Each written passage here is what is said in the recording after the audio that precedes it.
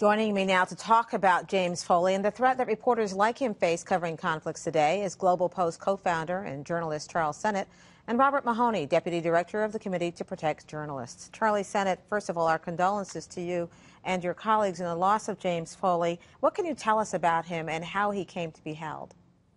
Thanks, Gwen. You know, the best way to start to describe who is James Foley is probably to start with the way his parents talked about him today. Anyone who saw how much faith they have, how strong they are, they know where James came from, and that's really important to understanding him. Jim had strong faith himself, but his parents had tremendous faith in what he did as a journalist. They understood that Jim wanted to do work that mattered. He wanted to do work that made a difference. They understood his motivations, and they were unwaveringly supportive of it. And that really is who Jim Foley was. He was a courageous reporter who took great risks to bring the story home. Do we know physically where he was when this happened yesterday or whenever it happened?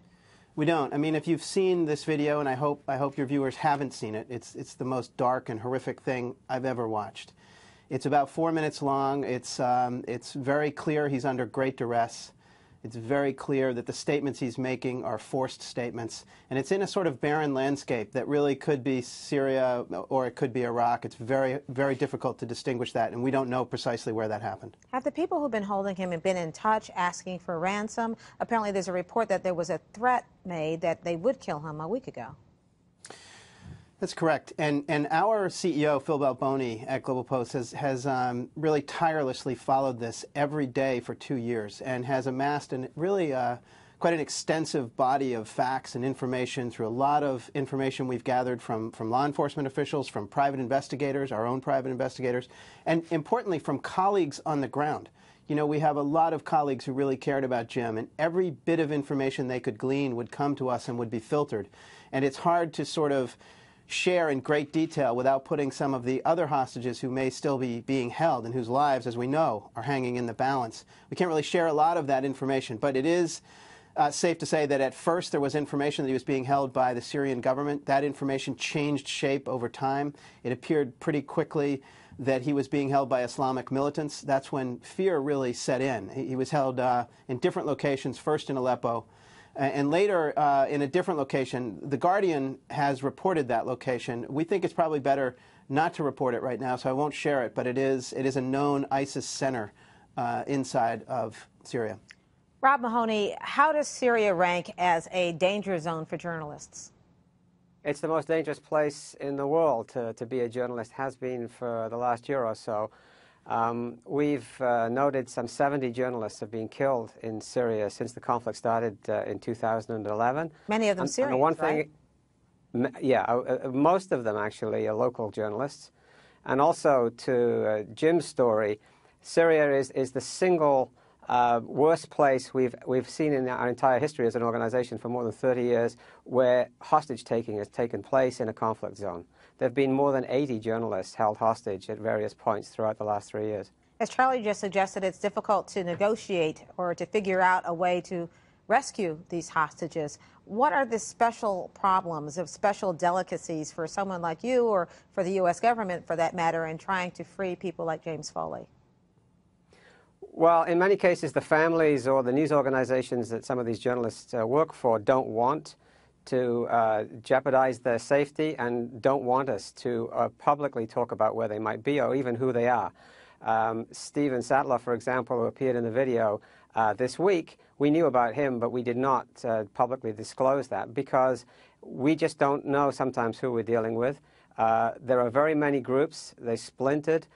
Some were holding journalists for hostages, holding hostages for criminal ransom, and others were holding them for political purposes. So with all that uncertainty, it was very difficult to give precise information about the captives. Rob, is it more complicated when they're freelance journalists not working for major news organizations? Absolutely, and we at the committee, you know, are very, very concerned for the freelancers. They don't have the big institutional support of journalists that are going in for big news organizations, and the majority of the journalists now around there are people like Jim who are working as freelancers. Charlie Sennett, James Foley's father said today they had reached the point where they were considering raising money for ransom or for some sort of payment At what stage was that at? Were you involved in it? I was not involved in that. And you know, one of the things that happens, and sadly we've been down this road before, both with Jim and with some other correspondents. And one of the things that you abide by the most is that it is really the family that will dictate what's made public. This is really their decision. We feel that's extremely important, and we've always deferred to the Foley family.